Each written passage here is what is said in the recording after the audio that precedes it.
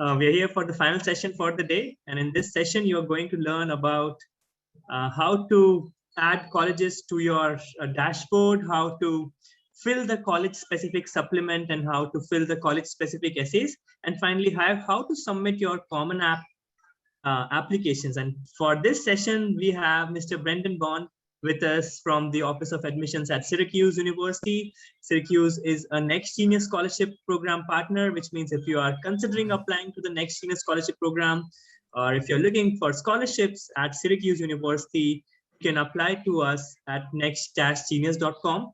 The link for the Next Genius Scholarship Program will be provided in the chat box. And Brendan, we are happy to have you here. Thank you for joining. And over to you now. We are looking forward to learning more about how the college-specific application on CommonApp works. Thank you very much, Devesh. I'm just going to go ahead and share my screen. 1 second.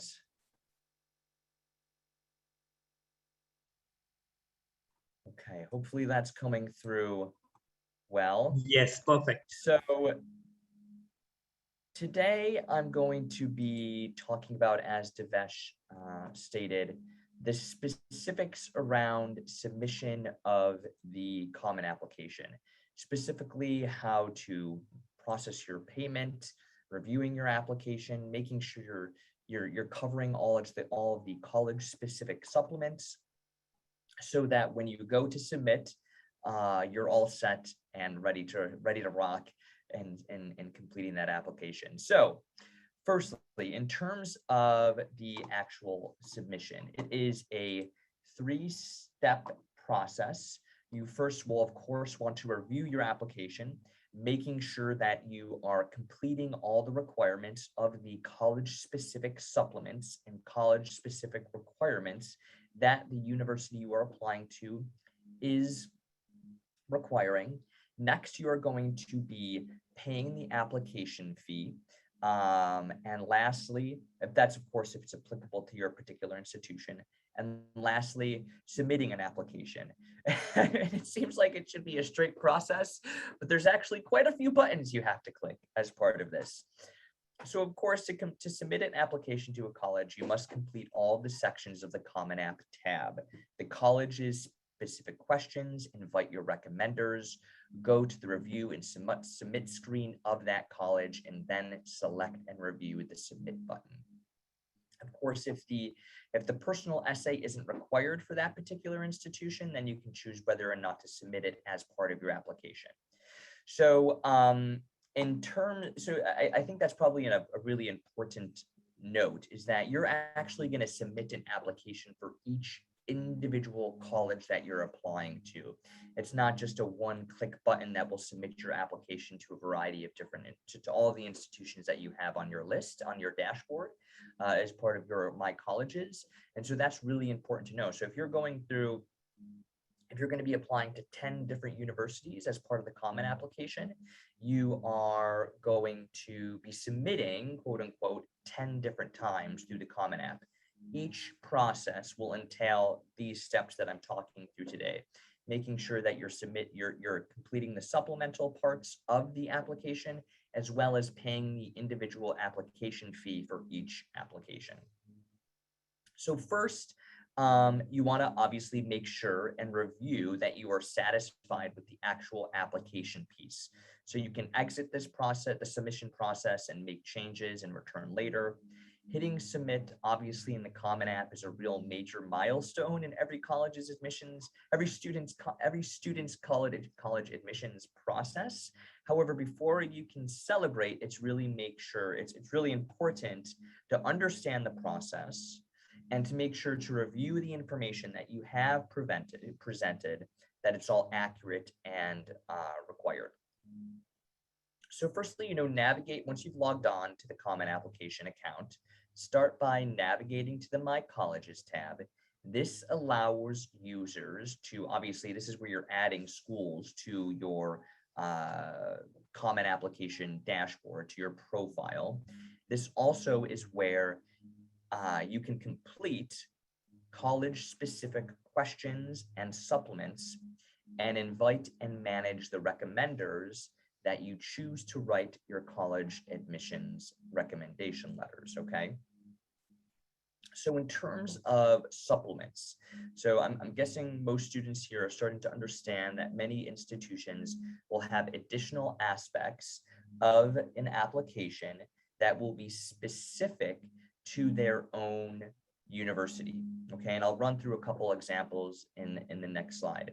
So while many schools will utilize the Common App as their primary application form, school and there are school specific supplements, and every institution can customize the universal application in this way, of course, to build a well-rounded students.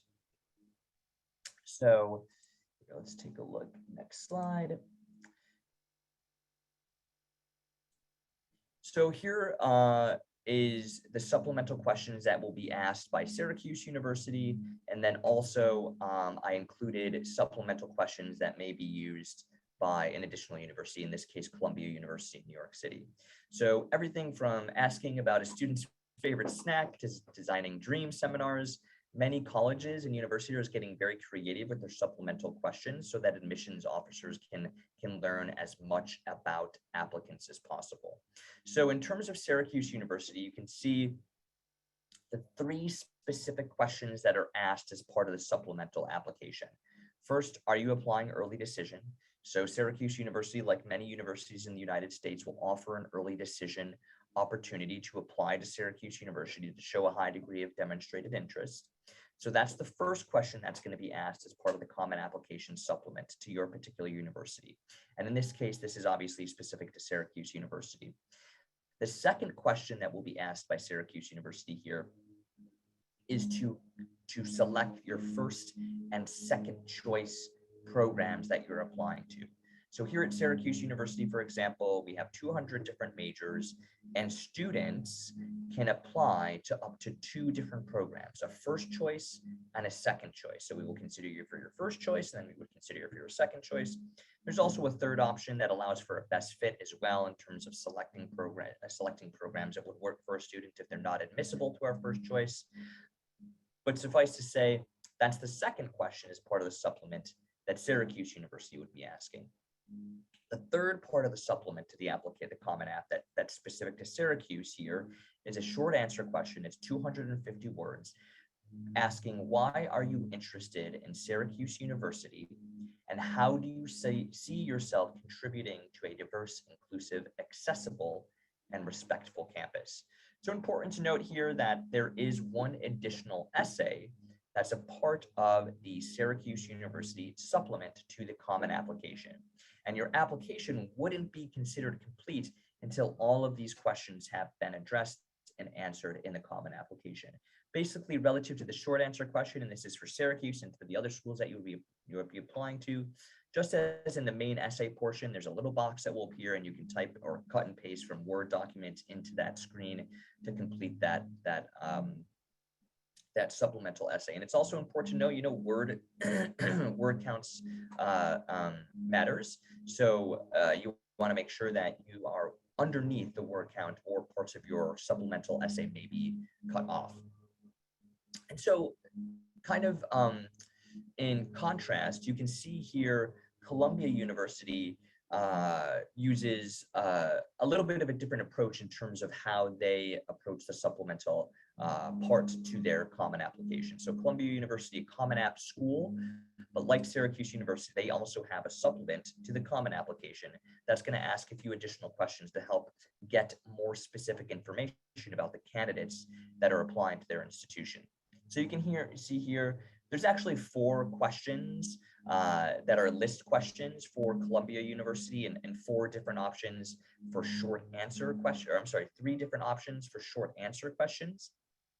And so you can, just for the sake of the slide and brevity, I only included 2 for each, but you can see here how they're maybe outside of the box a little bit in terms of these list questions. And this is an interesting, unique way that's an important part of holistic admissions review, that again, a candidate is presenting different aspects about themselves that's going to be really important potentially in building a picture of you as an applicant. And so list the titles of the required readings from your academic courses that you've enjoyed most during high school. List the titles of books, essays, poetry short stories or plays that you read outside of academic courses that you enjoyed most during high school. So those, those are really unique opportunities to present a little bit more about you in terms of your interests, other aspects of your personality that relate to academics. That's really going to round out the application and give it a little bit more weight in terms of your of what you're presenting via the Common Application. And you can see there,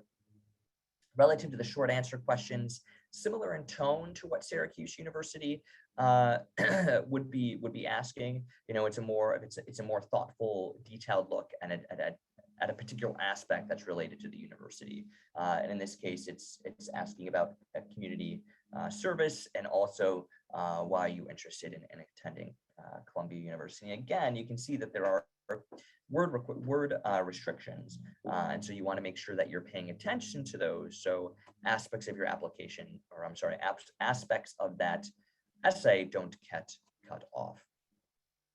So that's the supplement as part of the Common Application. Each individual school and college, again, may have a supplement that you'll need to complete as part of the submission of the Common App. Next, we're going to look to complete the questions section of the application. So you're going to look to the left hand of your screen and search for the section that says questions. This page outlines exactly what you need to complete for your application to a specific school. The items that appear on this page are what you need to fill out. Click on kind of the hyperlinked text next to the sections to navigate to those to complete what you need to complete, such as filling out additional aspects of activities or other things that an application may be required of you.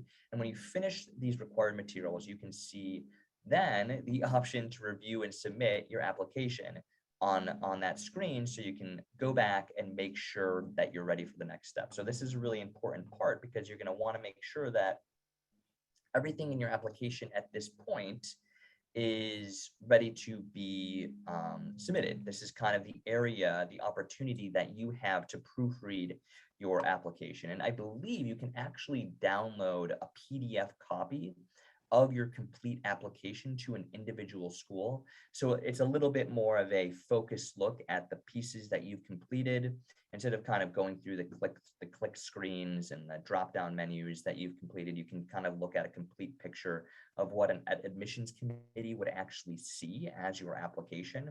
And so that may be an important way to review your application, and of course, relative to making sure all of the information is correct. Especially you want to pay attention to obviously your name, your email address, your phone number, your address. And so those are going to be really obviously important ways in which we're communicating with you as an applicant.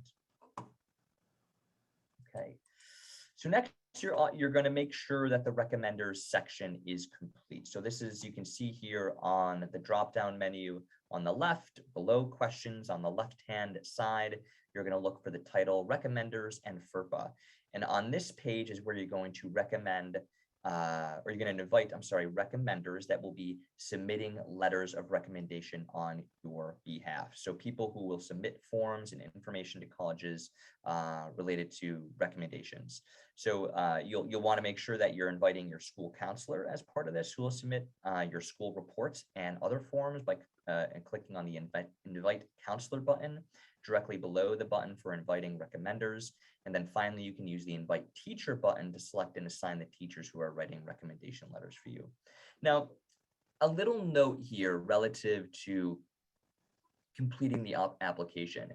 Many schools, many universities will accept letters of recommendation that aren't necessarily coming through the Common App, meaning that they are going to submit maybe an email attachment, or they're going to submit a letter paper or an actual physical letter of recommendation. It's still important that you complete this recommenders portion of the application, even if they're not going to be submitting electronically through a system to Common App as part of your application. You still need to list those recommenders, because if you're not meeting a number of recommenders that's required by a particular university, your application isn't going to be considered submitted until that, or isn't going to be considered complete prior to submission. So also I noted there, you want to make sure that you're meeting that minimum number of recommenders. So for example, Syracuse requires 2 to 3 letters of recommendation. And so that's also important to note. Usually each individual university will have specifics on, maybe requiring, of course, a school counselor, and then maybe an academic area of reference, and then somewhere else in your personal life, a community member, et cetera, that can also write a letter of recommendation on your behalf. One other area that I wanted to highlight has to do with FERPA. This is important to understand as part of the application review process because it's specific to laws and regulations that are here in the United States. And so I think a little bit of context is important when you go ahead and waive your FERPA rights. And it's an important part of the process. So FERPA is the Family Educational Rights and Privacy Act here in the United States. It basically covers all of your educational records. It essentially, what it says, as someone that is attending school in the United States or applying to a U.S. institution, you have the right as the holder of those records to be able to see and view those records. So that could apply to a confidential letter of recommendation. So in essence, by waiving that right to see confidential academic material, you are saying that you do not intend to read your letters of recommendation, which helps reassure colleges that the letters are candid and truthful. So, some recommenders may decline to write a letter for you if you insist on seeing that letter before you submit it, right? That would make sense.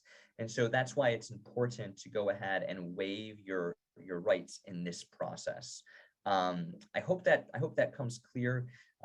It's a little box that you do need to check as part of the application submission process. But again, I think some greater context is important there. And of course, if you have any other additional questions, you can follow up myself or school counselors or other folks that you work with as part of the university application process.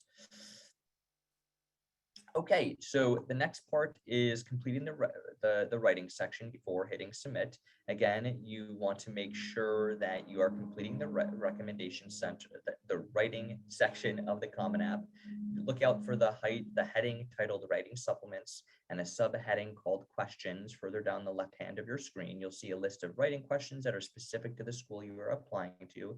Again, this all has to do with the supplement to the Common Application as it relates to a particular university or college that you're applying to. And you want to make sure, again, that all of this work is complete, double check it for errors, readability, etc., before you're ready to review and submit.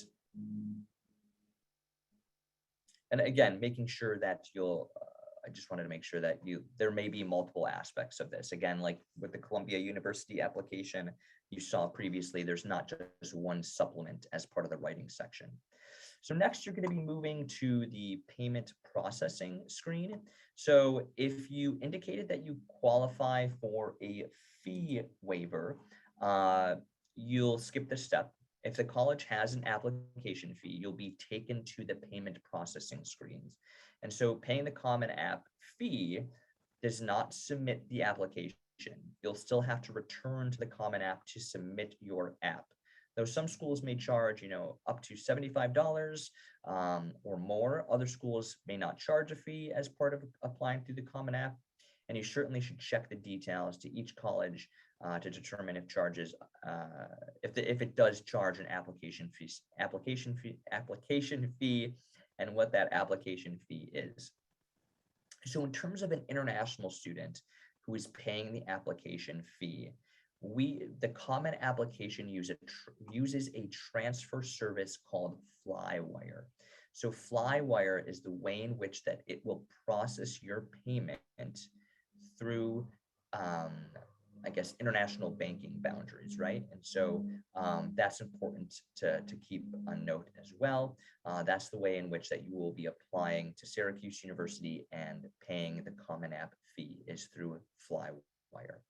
So then looking to the last step, you'll review some affirmations, sign and date the application, and then select Submit button to finish. You will see a confirmation and confetti to congratulate you on this particular accomplishment. And then you're going to go back and do it for all the other schools that you're applying to. I know it seems like a bit of a tedious process just in submission, but just as the rest of the Common application is really important. Again, you should know where you're living, right? The school you're attending. So it's not complicated information. It's just kind of going and making sure that it's all correct, readable, and accurate. And so that's kind of the quick and dirty way in terms of looking at the way in which that you are taking on those final steps as it equates to completing the Common application and going through and submitting. And again, it's important to note that you'll be doing this for all of the individual universities that you are applying to. So I guess, yeah, Devesh, happy to take any questions that folks have. I hope that was helpful. Yes, absolutely. I think, Brendan, it was helpful. Thanks for sharing all that information. A few points which, when students, they apply to us, the next senior applicants who apply to the colleges, a few of these questions are always asked again and again about what does FERPA mean and how to really submit the application. So I think this one is definitely very helpful. Thanks for sharing all of that wonderful information. And before we close, Brendan, I would just like you to share a little overview of Syracuse University. Yeah, absolutely. Hopefully you're seeing there on your screen. That's our beautiful campus here. Syracuse University is a Research One comprehensive private university that's located in the heart of central New York State, about 5 hours north of New York City. The city itself has a metro population of about 500,000 people, so it's a small to mid-sized city in the northeast part of the United States. The city itself is really easy to get in and out of. We have a major airport, train station, so in terms of connecting from international locations, it's very easy. But in terms of the university itself, we have 20,000 students on campus, which 3/4 of which are undergraduate students, and we have a very robust international student population at the undergraduate level. About 14% of our undergraduates are international students, and we have a very vibrant South Asian student community as well. In fact, our South Asian Students Association is one of the most active cultural clubs on campus. We have 10 undergraduate schools and colleges offering 200 different majors, 100 minor programs, many that are top ranked in the United States, top 25, top 10, everything from our School of Architecture, Newhouse School of Public Communications, Whitman School of Management, College of Engineering, our College of Arts and Sciences, our Sports Management program, Data Analytics. There's just a lot of different things going on here at Syracuse University relative to academics. In terms of student body and student life, we are very much that quintessential American university campus with a very residential campus feel. You can see there from the picture, we have the classic quads with the beautiful buildings dating back to 1870. So it very much is that incredible quintessential American university campus. School spirit runs very high here at SU. We like to joke that we bleed orange as part of our being a part of the community. But even though we are incredibly diverse, we have students from all 50 states. We have student representation from 120 different countries and territories from around the world at the undergraduate level. And what happens is that it creates this incredibly diverse, vibrant community, and that school spirit doesn't end when you graduate. It creates this incredibly connected alumni community. These are folks that are absolutely the Orange Mafia that are helping you get your resume to the top of a pile, helping you get your foot in the door for an internship, a connection. They are industry leaders, thought leaders in every corner of the globe. They are presidents of the United States. President Joe Biden here in the United States graduated from the College of Law from Syracuse University, the only president to not be educated in an Ivy League school. So we're very proud of that. And like Devesh said, we are a partner institution with NextGenius. We utilize the CommonApp, of course.